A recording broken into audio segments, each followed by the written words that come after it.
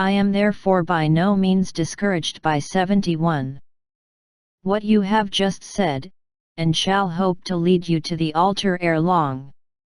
Upon my word, sir, cried Elizabeth, your hope is a rather extraordinary one after my declaration.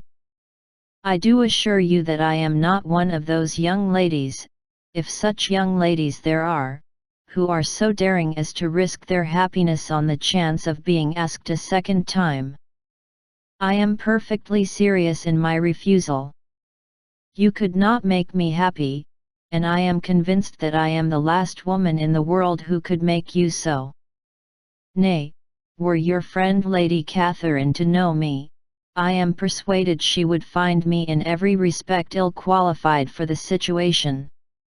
Were it certain that Lady Catherine would think so, said Mr. Collins very gravely, but I cannot imagine that her ladyship would at all disapprove of you. And you may be certain when I have the honour of seeing her again, I shall speak in the very highest terms of your modesty, economy, and other amiable qualification. Indeed, Mr. Collins, all praise of me will be unnecessary. You must give me leave to judge for myself, and pay me the compliment of believing what I say. I wish you very happy and very rich, and by refusing your hand, do all in my power to prevent your being otherwise. In making me the offer, you must have satisfied the delicacy of your feelings with regard to my family, and may take possession of Longbourn estate whenever it falls, without any self-reproach. This matter may be considered, therefore, as finally settled. And rising as she thus spoke, she would have quitted the room, had Mr. Collins not thus addressed her: when I do myself the honour of speaking to you next on the subject, I shall hope to receive a more favourable answer than you have now given me, though I am far from accusing you of cruelty at present, because I know it to be the established custom of your sex to reject a man on the first application, and perhaps you have even now said as much to encourage my suit as would be consistent with the true delicacy of the female character. Really, Mr. Collins, cried Elizabeth with some warmth, you puzzle me exceedingly. If what I have hitherto said can appear to you in the form of encouragement, I know not how to express my refusal in such a way as to convince you of its being one. You must give me leave to flatter myself, my dear cousin, that your refusal of my addresses is merely words of course. My reasons for believing it are briefly these: it does not appear to me that my hand is unworthy your acceptance, or that the establishment I can offer would be any other than highly desirable. My situation in life, my connections with the family of de Bourgh, and my relationship to your own, are circumstances highly in my favour, and you should take it into further consideration, that in spite of your manifold attractions, it is by no means certain that another offer of marriage may ever be made you. Your portion is unhappily so small that it will in all likelihood undo the effects of your loveliness and amiable qualifications. As I must therefore conclude that you are not serious in your rejection of me, I shall choose to attribute it to your wish of increasing my love by suspense. 72. According to the usual practice of elegant females. I do assure you, sir, that I have no pretensions whatever to that kind of elegance which consists in tormenting a respectable man. I would rather be paid the compliment of being believed sincere. I thank you again and again for the honour you have done me in your proposals, but to accept them is absolutely impossible.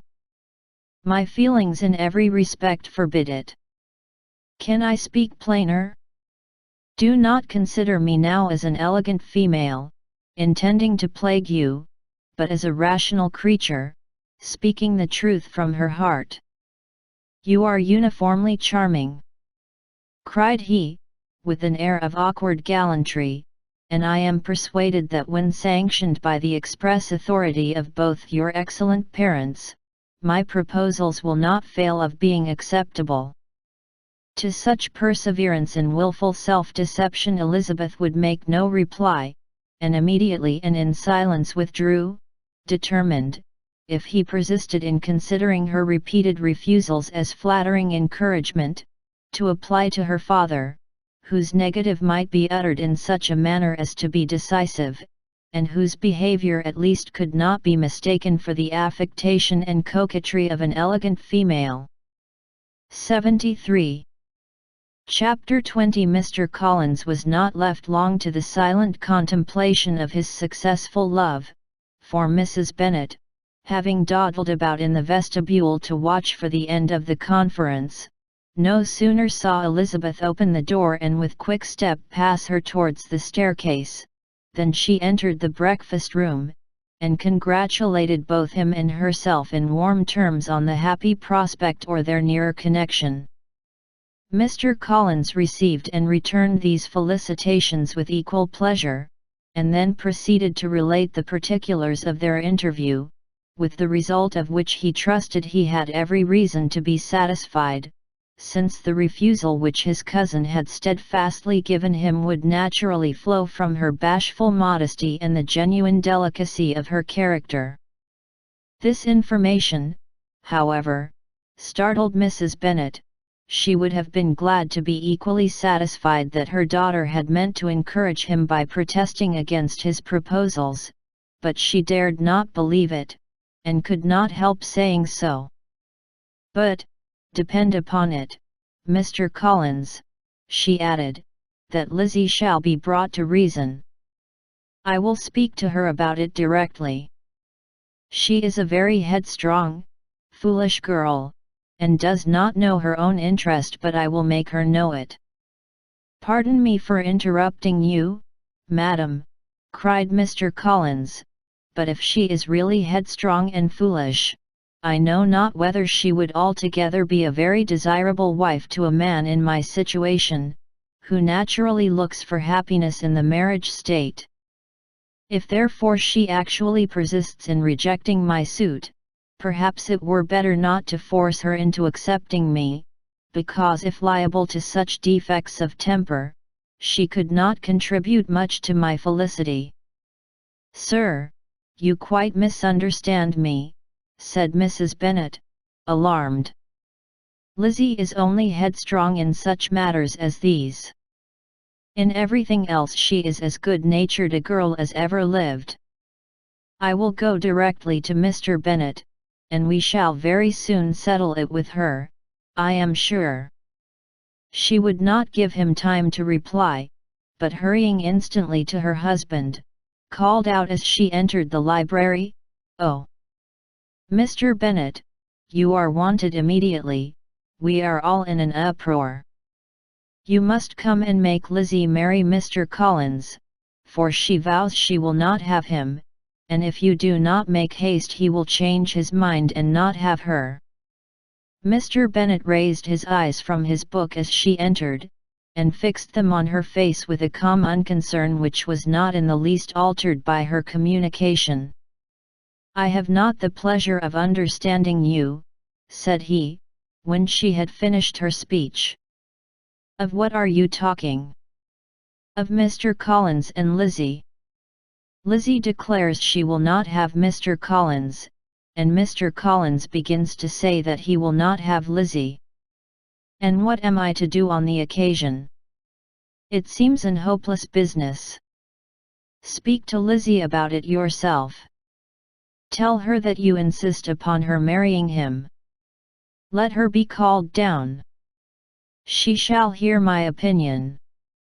Mrs. Bennet rang the bell, and Miss Elizabeth was summoned to the library. "Come here, child," cried her father 74. As she appeared. "I have sent for you on an affair of importance. I understand that Mr. Collins has made you an offer of marriage. Is it true?" Elizabeth replied that it was. "Very well, and this offer of marriage you have refused." I have, sir. Very well. We now come to the point. Your mother insists upon your accepting it. Is it not so, Mrs. Bennet? Yes, or I will never see her again. An unhappy alternative is before you, Elizabeth. From this day you must be a stranger to one of your parents. Your mother will never see you again if you do not marry Mr. Collins, and I will never see you again if you do. Elizabeth could not but smile at such a conclusion of such a beginning, but Mrs. Bennet, who had persuaded herself that her husband regarded the affair as she wished, was excessively disappointed. What do you mean, Mr. Bennet, in talking this way? You promised me to insist upon her marrying him. My dear, replied her husband, I have two small favors to request. First, that you will allow me the free use of my understanding on the present occasion, and secondly, of my room. I shall be glad to have the library to myself as soon as may be. Not yet, however, in spite of her disappointment in her husband, did Mrs. Bennet give up the point. She talked to Elizabeth again and again, coaxed and threatened her by turns. She endeavoured to secure Jane in her interest, but Jane, with all possible mildness, declined interfering, and Elizabeth, sometimes with real earnestness, and sometimes with playful gaiety, replied to her attacks. Though her manner varied, however, her determination never did. Mr. Collins, meanwhile, was meditating in solitude on what had passed. He thought too well of himself to comprehend on what motives his cousin could refuse him, and though his pride was hurt, he suffered in no other way. His regard for her was quite imaginary, and the possibility of her deserving her mother's reproach prevented his feeling any regret. While the family were in this confusion, Charlotte Lucas came to spend the day with them. She was met in the vestibule by Lydia, who, flying to her, cried in a half-whisper, I am glad you are come, for there is such fun here. What do you think has happened this morning? Mr. Collins has made an offer to Lizzie, and she will not have him. Charlotte hardly had time to answer, before they were joined by Kitty, who came to tell the same news, and no sooner had they entered the breakfast room, where Mrs. Bennet was alone, than she likewise began on the subject, calling on Miss Lucas for her compassion, and entreating her to persuade her friend Lizzie to comply with the wishes of all her family. Pray do, my dear Miss Lucas, she added in a melancholy tone, for nobody is on my side, nobody takes part with me. I am cruelly used, nobody feels for my poor nerves. Charlotte's reply was spared by the entrance of Jane and Elizabeth.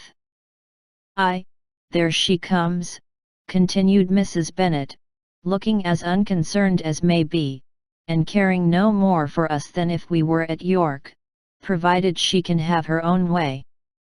But I tell you, Miss Lizzie, if you take it into your head to go on refusing every offer of marriage in this way, you will 75. Never get a husband at all, and I am sure I do not know who is to maintain you when your father is dead. I shall not be able to keep you, and so I warn you. I have done with you from this very day. I told you in the library, you know, that I should never speak to you again, and you will find me as good as my word. I have no pleasure in talking to undutiful children. Not that I have much pleasure, indeed, in talking to anybody. People who suffer as I do from nervous complaints can have no great inclination for talking. Nobody can tell what I suffer. But it is always so. Those who do not complain are never pitied. Her daughters listened in silence to this effusion, sensible that any attempt to reason with her or soothe her would only increase the irritation. She talked on, therefore, without interruption from any of them, till they were joined by Mr. Collins, who entered the room with an air more stately than usual, and on perceiving whom, she said to the girls, "Now, I do insist upon it, that you, all of you, hold your tongues, and let me and Mr. Collins have a little conversation together." Elizabeth passed quietly out of the room, Jane and Kitty followed, but Lydia stood her ground, determined to hear all she could, and Charlotte, detained first by the civility of Mr. Collins, whose inquiries after herself and all her family were very minute, and then by a little curiosity, satisfied herself with walking to the window and pretending not to hear. In a doleful voice Mrs. Bennet began the projected conversation. "Oh, Mr. Collins!" "My dear madam," replied he, "let us be forever silent on this point." "Far be it from me," he presently continued, in a voice that marked his displeasure, "to resent the behavior of your daughter. Resignation to inevitable evils is the duty of us all, the peculiar duty of a young man who has been so fortunate as I have been in early preferment, and I trust I am resigned. Perhaps not the less so from feeling a doubt of my positive happiness had my fair cousin honoured me with her hand, for I have often observed that resignation is never so perfect as when the blessing denied begins to lose somewhat of its value in our estimation. You will not, I hope, consider me as showing any disrespect to your family, my dear madam, by thus withdrawing my pretensions to your daughter's favour, without having paid yourself and Mr. Bennet the compliment of requesting you to interpose your authority in my behalf. My conduct may, I fear, be objectionable in having accepted my dismission from your daughter's lips instead of your own. But we are all liable to error. I have certainly meant well through the whole affair.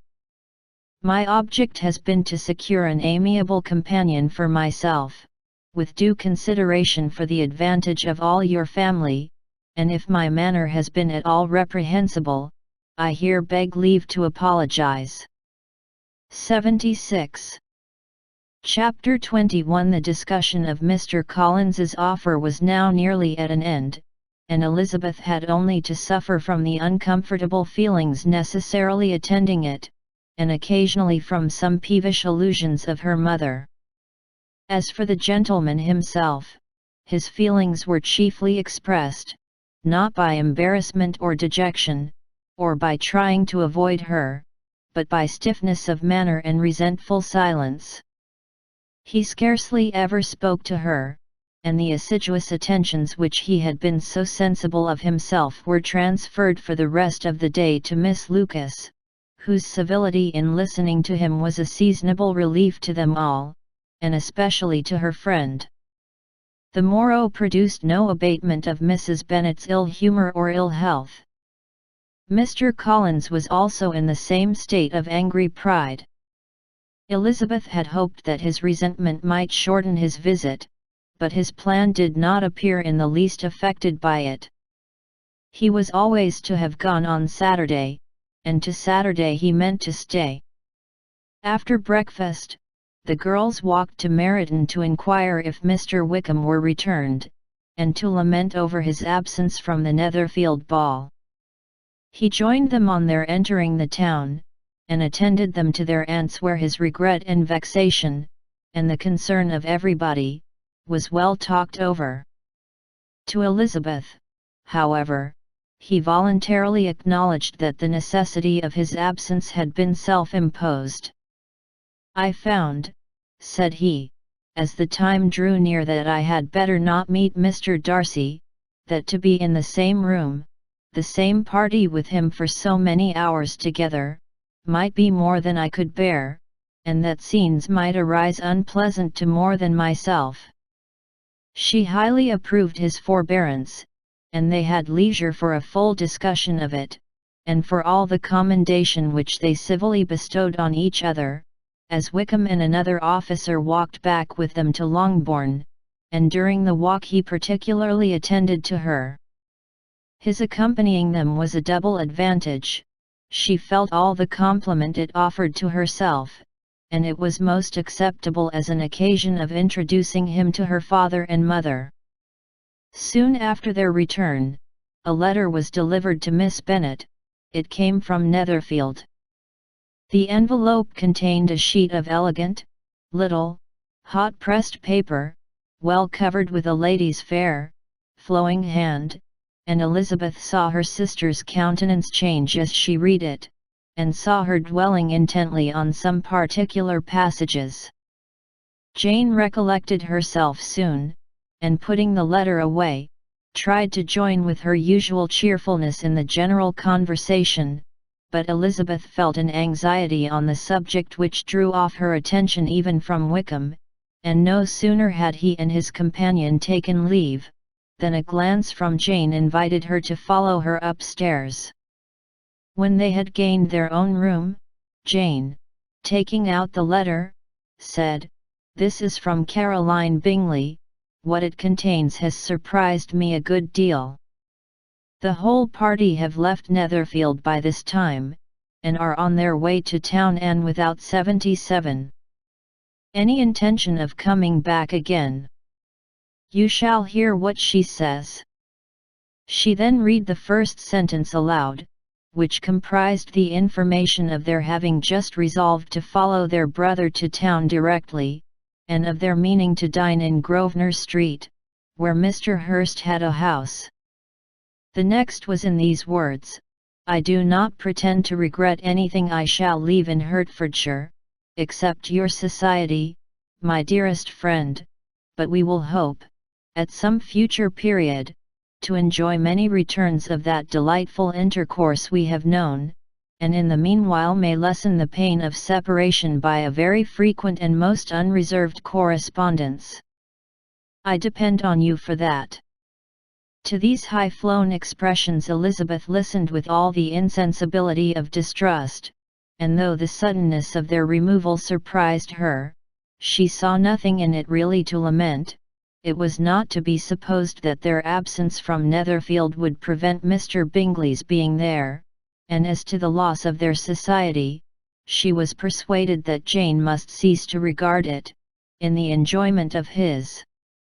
"It is unlucky," said she, after a short pause, "that you should not be able to see your friends before they leave the country. But may we not hope that the period of future happiness to which Miss Bingley looks forward may arrive earlier than she is aware, and that the delightful intercourse you have known as friends will be renewed with yet greater satisfaction as sisters? Mr. Bingley will not be detained in London by them. Caroline decidedly says that none of the party will return into Hertfordshire this winter.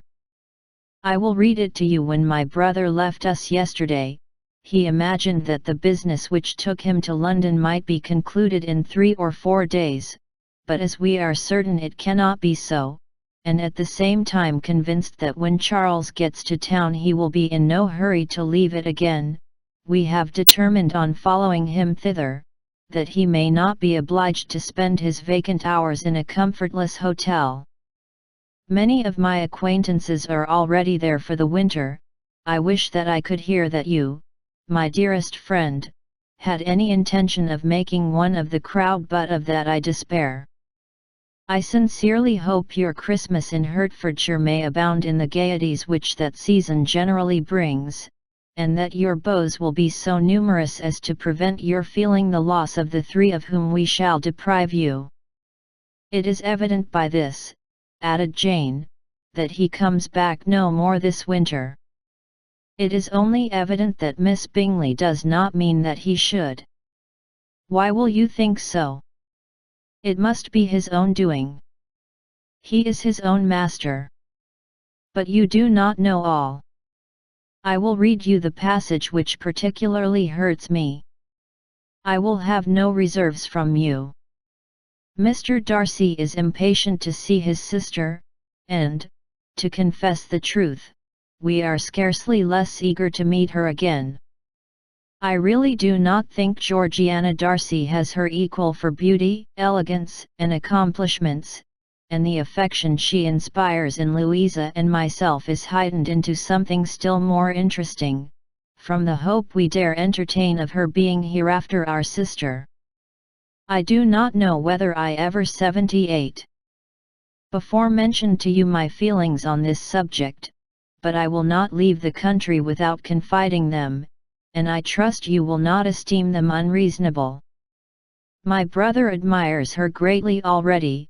He will have frequent opportunity now of seeing her on the most intimate footing. Her relations all wish the connection as much as his own, and a sister's partiality is not misleading me, I think, when I call Charles most capable of engaging any woman's heart. With all these circumstances to favor an attachment, and nothing to prevent it, am I wrong, my dearest Jane, in indulging the hope of an event which will secure the happiness of so many? What do you think of this sentence, my dear Lizzie? Said Darcy. I talked about the dance, and you ought to make some sort of remark on the size of the room, or the number of couples. He smiled, and assured her that whatever she wished him to say should be said. Very well. That reply will do for the present. Perhaps by and by I may observe that private balls are much pleasanter than public ones. But now we may be silent. Do you talk by rule, then, while you are dancing? Sometimes. One must speak a little, you know. It would look odd to be entirely silent for half an hour together, and yet for the advantage of some, conversation ought to be so arranged, as that they may have the trouble of saying as little as possible. Are you consulting your own feelings in the present case, or do you imagine that you are gratifying mine? Both, replied Elizabeth archly, for I have always seen a great similarity in the turn of our minds. We are each of an unsocial, taciturn disposition, unwilling to speak, unless we expect to say something that will amaze the whole room, and be handed down to posterity with all the eclat of a proverb. This is no very striking resemblance of your own character, I am sure, said he. How near it may be to mine, I cannot pretend to say. You think it a faithful portrait undoubtedly. I must not decide on my own performance.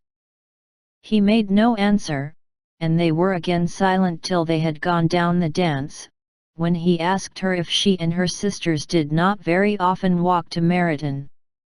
She answered in the affirmative, and, unable to resist the temptation, added, when you met us there the other day, we had just been forming a new acquaintance. The effect was immediate.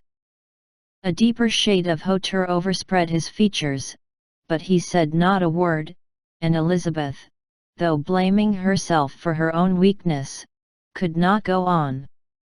At length Darcy spoke, and in a constrained manner said, Mr. Wickham is blessed with such happy manners as may ensure his making friends whether he may 61.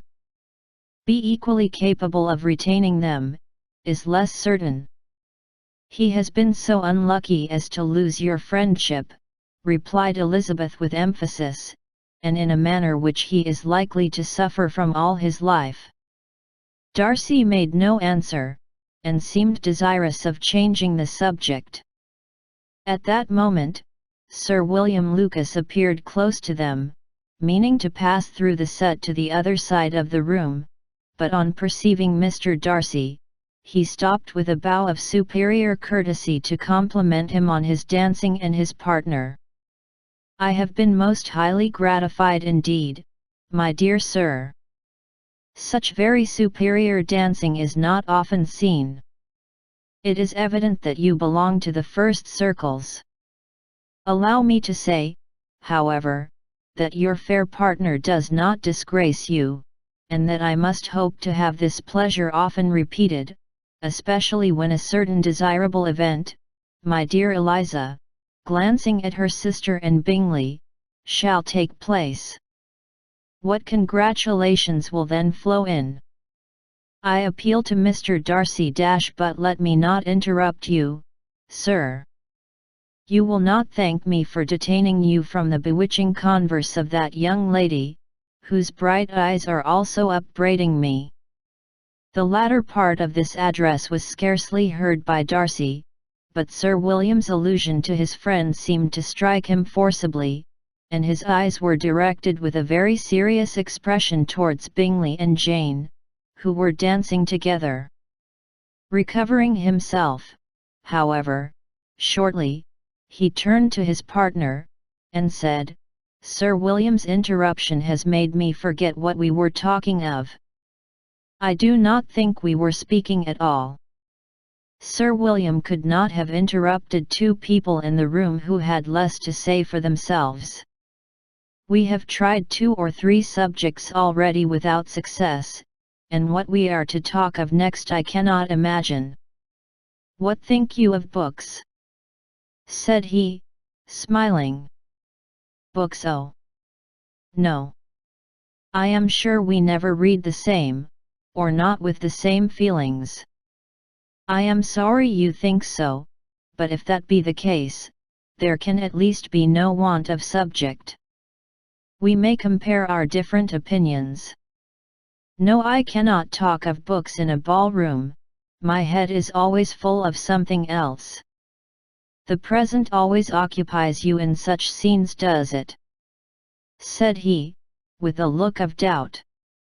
"Yes, always," she replied, without knowing what she said, for her thoughts had wandered far from the subject, as soon afterwards appeared by her suddenly exclaiming, "I remember hearing you once say, Mr. Darcy, that you hardly ever forgave, that your resentment once created was unappeasable. You are very cautious, I suppose, as to its being created."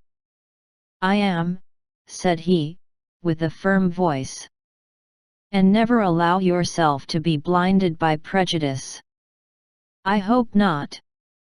It is particularly incumbent on those who never change their opinion, to be secure of judging properly at first." "May I ask to what these questions tend?" "Merely to the illustration of your character," said she, endeavoring to shake off her gravity. "I am trying to make it out." "And what is your success?" She shook her head. "I do not get on at all. I hear such different accounts of you as puzzle me exceedingly." "I can readily believe," answered he gravely, "that reports may vary greatly with respect to me, and I could 62 wish, Miss Bennet, that you were not to sketch my character at the present moment, as there is reason to fear that the performance would reflect no credit on either. But if I do not take your likeness now, I may never have another opportunity." "I would by no means suspend any pleasure of yours," he coldly replied. She said no more, and they went down the other dance and parted in silence, and on each side dissatisfied, though not to an equal degree, for in Darcy's breast there was a tolerable powerful feeling towards her, which soon procured her pardon, and directed all his anger against another. They had not long separated, when Miss Bingley came towards her, and with an expression of civil disdain accosted her, "So, Miss Eliza, I hear you are quite delighted with George Wickham. Your sister has been talking to me about him, and asking me 1,000 questions, and I find that the young man quite forgot to tell you, among his other communication, that he was the son of old Wickham, the late Mr. Darcy's steward. Let me recommend you, however, as a friend, not to give implicit confidence to all his assertions, for as to Mr. Darcy's using him ill, it is perfectly false, for, on the contrary, He has always been remarkably kind to him, though George Wickham has treated Mr. Darcy in a most infamous manner. I do not know the particulars, but I know very well that Mr. Darcy is not in the least to blame, that he cannot bear to hear George Wickham mentioned, and that though my brother thought that he could not well avoid including him in his invitation to the officers, he was excessively glad to find that he had taken himself out of the way. His coming into the country at all is a most insolent thing, indeed, and I wonder how he could presume to do it. I pity you, Miss Eliza, for this discovery of your favourite's guilt, but really, considering his descent, one could not expect much better. His guilt and his descent appear by your account to be the same, said Elizabeth angrily, for I have heard you accuse him of nothing worse than of being the son of Mr. Darcy's steward, and of that, I can assure you, he informed me himself. I beg your pardon, replied Miss Bingley, turning away with a sneer. Excuse my interference, it was kindly meant. Insolent girl, said Elizabeth to herself. You are much mistaken if you expect to influence me by such a paltry attack as this. I see nothing in it but your own wilful ignorance and the malice of Mr. Darcy. She then sought her eldest sister, who has undertaken to make inquiries on the same subject of Bingley. Jane met her with a smile of such sweet complacency, a glow of such happy expression, as sufficiently marked how well she was satisfied with the occurrences of the evening. Elizabeth instantly read her feelings, and at that moment solicitude for Wickham, resentment against his enemies, and everything else, gave way before the hope of Jane's being in the fairest way for happiness. I want to know, said she, with a countenance no less smiling than her sister's, what you have learnt about Mr. Wickham. But perhaps you have been too pleasantly engaged to think of any third person, in which case you may be 63. Sure of my pardon? No, replied Jane, I have not forgotten him, but I have nothing satisfactory to tell you.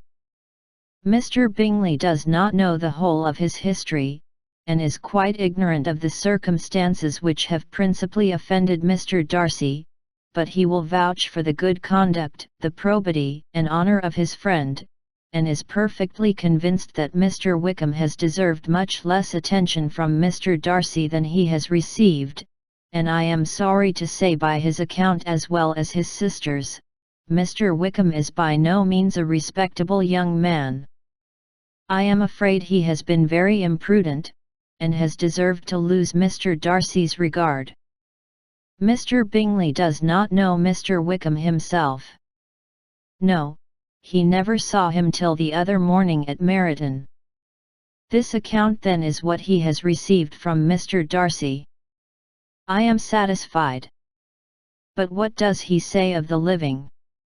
He does not exactly recollect the circumstances, though he has heard them from Mr. Darcy more than once, but he believes that it was left to him conditionally only. I have not a doubt of Mr. Bingley's sincerity, said Elizabeth warmly, but you must excuse my not being convinced by assurances only. Mr. Bingley's defence of his friend was a very able one, I dare say, but since he is unacquainted with several parts of the story, and has learnt the rest from that friend himself, I shall venture to still think of both gentlemen as I did before.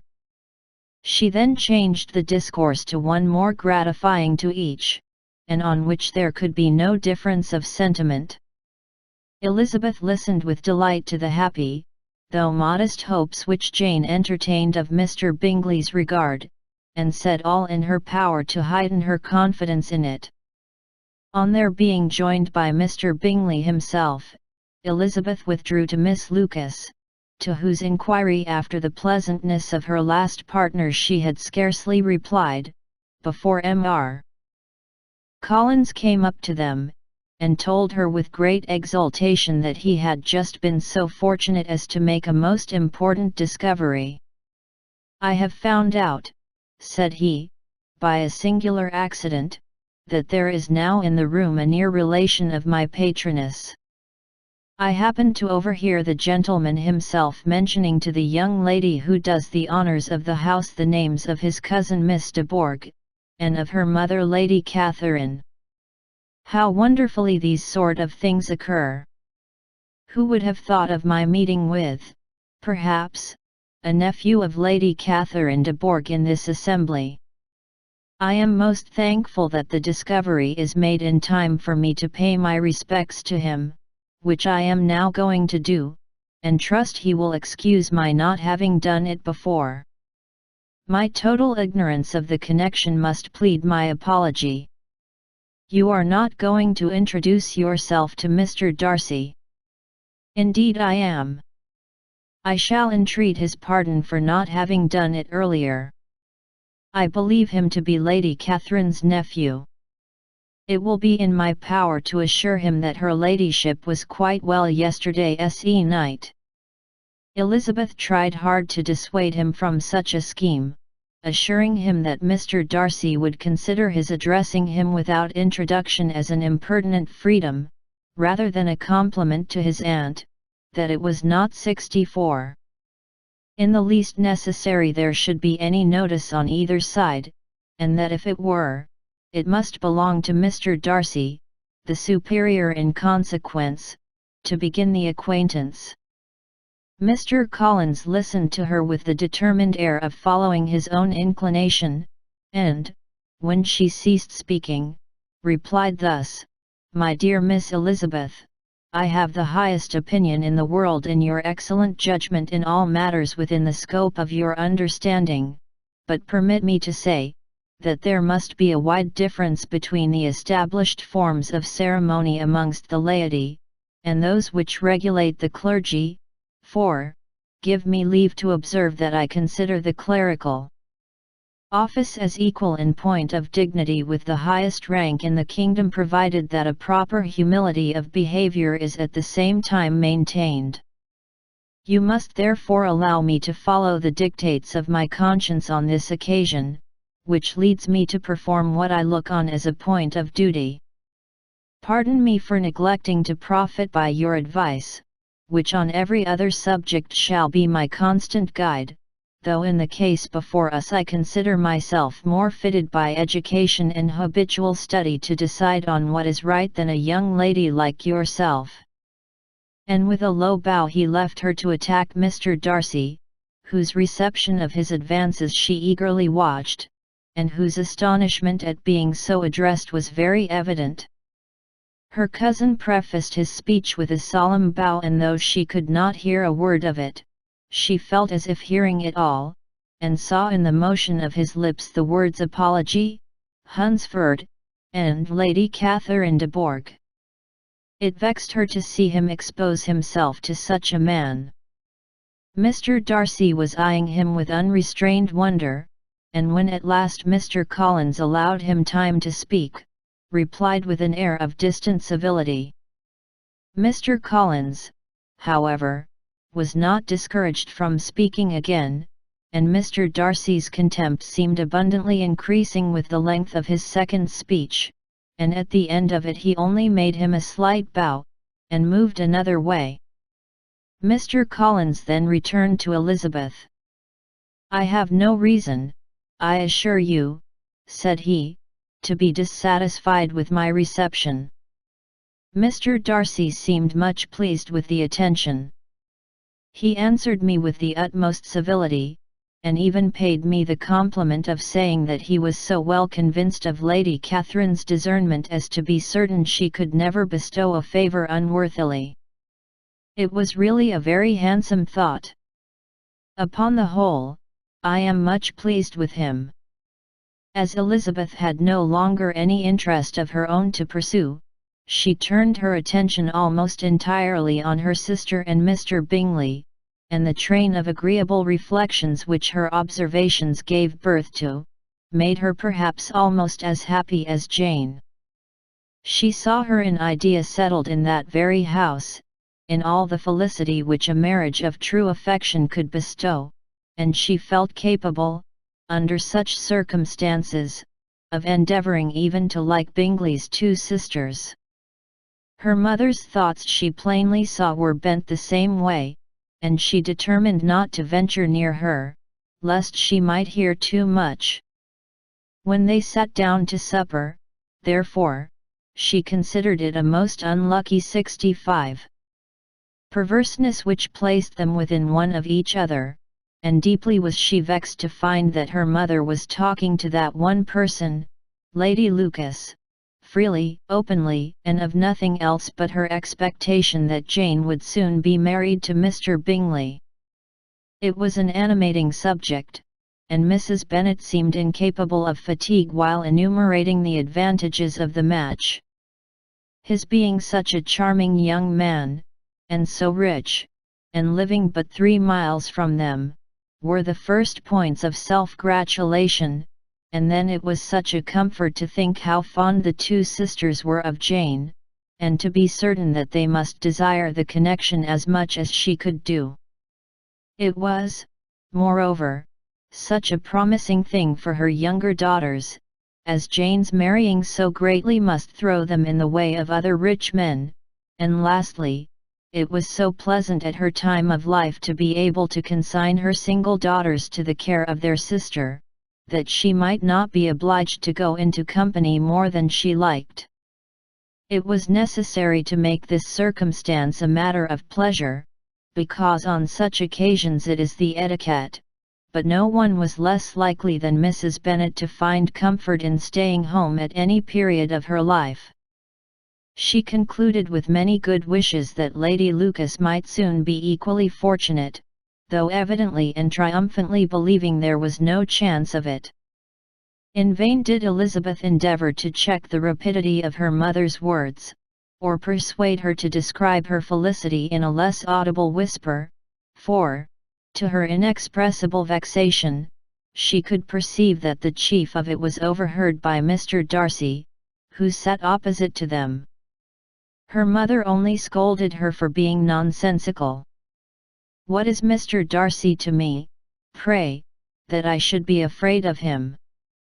I am sure we owe him no such particular civility as to be obliged to say nothing he may not like to hear. For heaven's sake, madam, speak lower.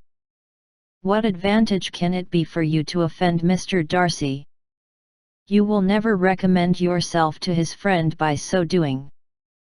Nothing that she could say, however, had any influence. Her mother would talk of her views in the same intelligible tone. Elizabeth blushed and blushed again with shame and vexation. She could not help frequently glancing her eye at Mr. Darcy, though every glance convinced her of what she dreaded, for though he was not always looking at her mother, she was convinced that his attention was invariably fixed by her. The expression of his face changed gradually from indignant contempt to a composed and steady gravity. At length, however, Mrs. Bennet had no more to say, and Lady Lucas, who had been long yawning at the repetition of delights which she saw no likelihood of sharing, was left to the comforts of cold ham and chicken. Elizabeth now began to revive. But not long was the interval of tranquillity, for, when supper was over, singing was talked of, and she had the mortification of seeing Mary, after very little entreaty, preparing to oblige the company. By many significant looks and silent entreaties, did she endeavour to prevent such a proof of complaisance, but in vain. Mary would not understand them. Such an opportunity of exhibiting was delightful to 66 her, and she began her song. Elizabeth's eyes were fixed on her with most painful sensations, and she watched her progress through the several stanzas with an impatience which was very ill rewarded at their close, for Mary, on receiving, amongst the thanks of the table, the hint of a hope that she might be prevailed on to favour them again, after the pause of half a minute began another. Mary's powers were by no means fitted for such a display, her voice was weak, and her manner affected. Elizabeth was in agonies. She looked at Jane, to see how she bore it, but Jane was very composedly talking to Bingley. She looked at his two sisters, and saw them making signs of derision at each other, and at Darcy, who continued, however, imperturbably grave. She looked at her father to entreat his interference, lest Mary should be singing all night. He took the hint, and when Mary had finished her second song, said aloud, "That will do extremely well, child. You have delighted us long enough. Let the other young ladies have time to exhibit." Mary, though pretending not to hear, was somewhat disconcerted, and Elizabeth, sorry for her, and sorry for her father's speech, was afraid her anxiety had done no good. Others of the party were now applied to.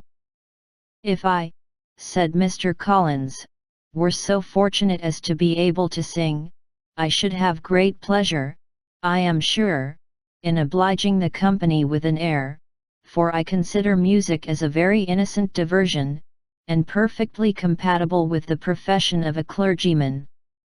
I do not mean, however, to assert that we can be justified in devoting too much of our time to music, for there are certainly other things to be attended to. The rector of a parish has much to do. In the first place, he must make such an agreement for tithes as may be beneficial to himself and not offensive to his patron. He must write his own sermons, and the time that remains will not be too much for his parish duties, and the care and improvement of his dwelling, which he cannot be excused from making as comfortable as possible. And I do not think it of light importance that he should have attentive and conciliatory manners towards everybody, especially towards those to whom he owes his preferment. I cannot acquit him of that duty, nor could I think well of the man who should omit an occasion of testifying his respect towards anybody connected with the family." And with a bow to Mr. Darcy, he concluded his speech, which had been spoken so loud as to be heard by half the room. Many stared, many smiled, but no one looked more amused than Mr.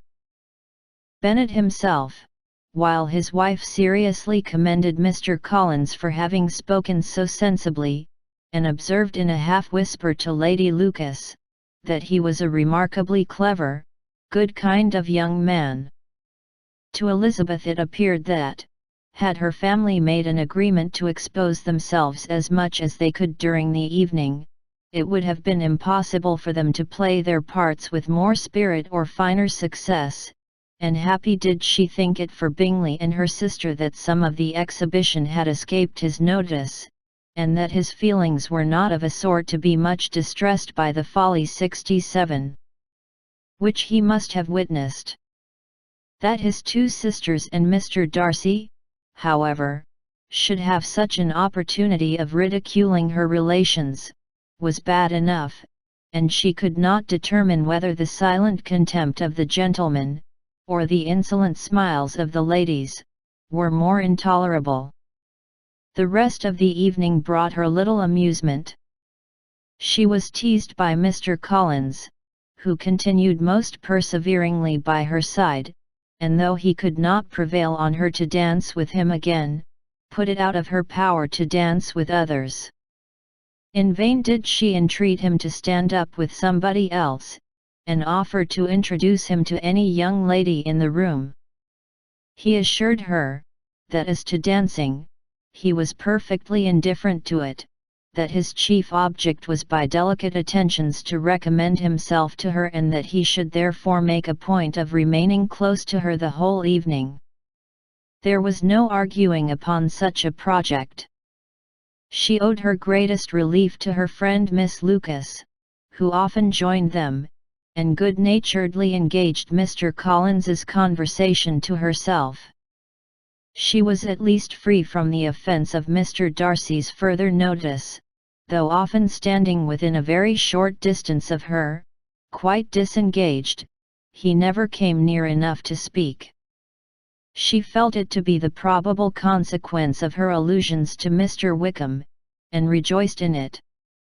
The Longbourn party were the last of all the company to depart, and, by a manoeuvre of Mrs. Bennet, had to wait for their carriage a quarter of an hour after everybody else was gone, which gave them time to see how heartily they were wished away by some of the family. Mrs. Hurst and her sister scarcely opened their mouths, except to complain of fatigue, and were evidently impatient to have the house to themselves. They repulsed every attempt of Mrs. Bennet at conversation, and by so doing threw a languor over the whole party, which was very little relieved by the long speeches of Mr. Collins, who was complimenting Mr. Bingley and his sisters on the elegance of their entertainment, and the hospitality and politeness which had marked their behaviour to their guests. Darcy said nothing at all. Mr. Bennet, in equal silence, was enjoying the scene. Mr. Bingley and Jane were standing together, a little detached from the rest, and talked only to each other. Elizabeth preserved as steady a silence as either Mrs. Hurst or Miss Bingley, and even Lydia was too much fatigued to utter more than the occasional exclamation of "Lord, how tired I am!" accompanied by a violent yawn. When at length they arose to take leave, Mrs. Bennet was most pressingly civil in her hope of seeing the whole family soon at Longbourn, and addressed herself especially to Mr. Bingley, to assure him how happy he would make them by eating a family dinner with them at any time, without the ceremony of a formal invitation. Bingley was all grateful pleasure, and he readily engaged for taking the earliest opportunity of waiting on her, after his return from London, whither he was obliged to go the next day for a short time. Mrs. Bennet was perfectly satisfied, and quitted the house under the delightful persuasion that, 68. Allowing for the necessary preparations of settlements, new carriages, and wedding clothes, she should undoubtedly see her daughter settled at Netherfield in the course of 3 or 4 months. Of having another daughter married to Mr. Collins, she thought with equal certainty, and with considerable, though not equal, pleasure. Elizabeth was the least dear to her of all her children, and though the man and the match were quite good enough for her, the worth of each was eclipsed by Mr. Bingley and Netherfield. 69. Chapter 19. The next day opened a new scene at Longbourn. Mr. Collins made his declaration in form. Having resolved to do it without loss of time, as his leave of absence extended only to the following Saturday, and having no feelings of diffidence to make it distressing to himself even at the moment, he set about it in a very orderly manner, with all the observances, which he supposed a regular part of the business.